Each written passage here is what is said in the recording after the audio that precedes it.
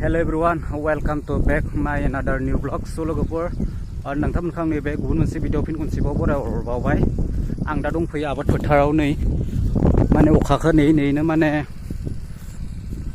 जोबोद दुखु जागासिनो आरोना माने खोथिया फोनो थाखाय जों दै सारखांनो थियारि खालामदों माने निया दै सारबाय थादों आरोना बोथोरालाय अखा हागोन बायदि नाथाय अखा नेबाय थाब्लाबो जानाय नंला माने अलरेडि गैखायानो खोथिया थिलियाव दैयानो नै जों दा दै थिखांनो थाखाय माने हुंडा बाहायनो गोनां जादों।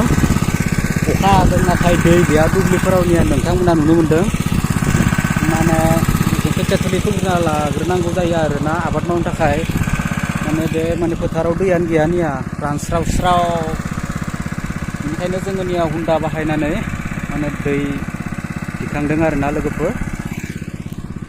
स' भिडिअखौ जोबजासिम नायलांबाय था। नैया बेहाय बेयावबो खोथिया फोनाय जागोन माने ओरैबायदि रानस्राव स्राव जेराव दै गैया माने जेबो प्रसेसखौनो खालामनो हाथ'वाखै आरोना ओंखायनो दिनै हुंडा बाहायनानै बैनि ट्रेक्टर नुदोंना माने बे पावार टिलारजों एवग्लुंना दोननोसै ओमफ्राय जों खोथियाखौ फोगोन आरो उनाव। स'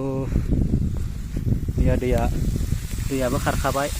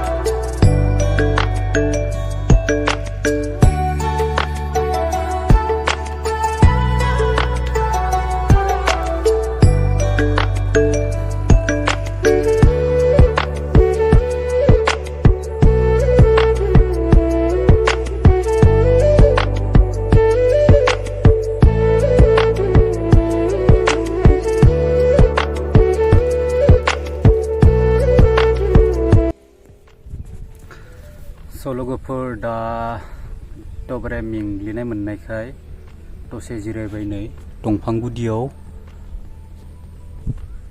बिराद मेंबाय आरोना माने सान्दुंआलाय बेबायदि बांद्राय दुङाखै अब्लाबो मेंबाय।